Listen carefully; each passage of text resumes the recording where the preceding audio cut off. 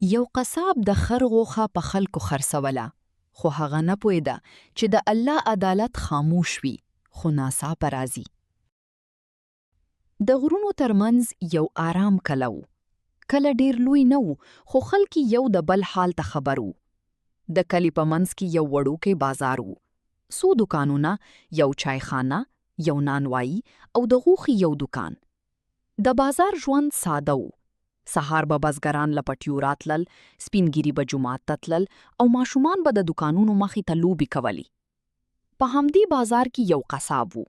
خلک به ورته حاجي رحمت وایل. ظاهر کې ډیر ښه انسان ښکارېده.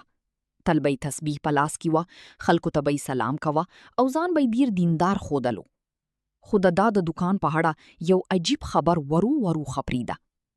خلکو وایل، یار، د دا غوښه ولې دومره ارزانه ده او خوند یې هم بدل دی.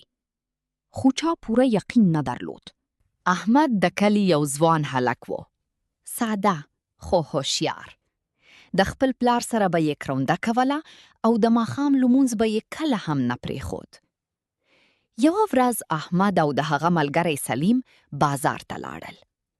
سلیم وویل، راځه نن د رحمت قصاب نه غوښه واخلو، ارزانه ده. احمد لږ سوچ وکړ. هغه شپه پولیس پټ پاتې شول. لکه تیر ځل قصاب بیا غر ته واړه. دا ځل پولیسو هغه په لاس ونیوه. د هغه ځای نه د خر هډوکي، پوستکي او نور شیان. رو په کلي کې څو عجیبه خبرې شروع شوې. د شپې به خلکو د بازار شاته غرونو طرف ته د حیواناتو چیغې اورېدې. یو سپینګیري ویل، زما قسم دی، دا د چیلو بیزو آواز نه و، بل څه و.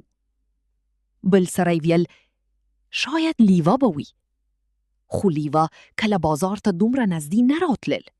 څو ورځې بعد د کلي خلک کله چې قصاب یې جیل ته یوړو، خو اصلي کیسه هلته پیل شوه.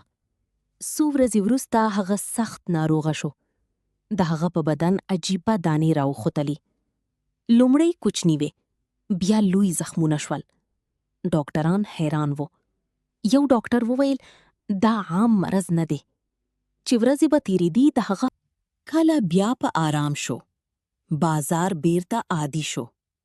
خو خلک به کله هم هغه پیښه نه هیروي. دواړه بیرته کلي ته راغلل. سلیم وویل، که موږ دا خبره وکړو، خلک به یقین ونه کړي.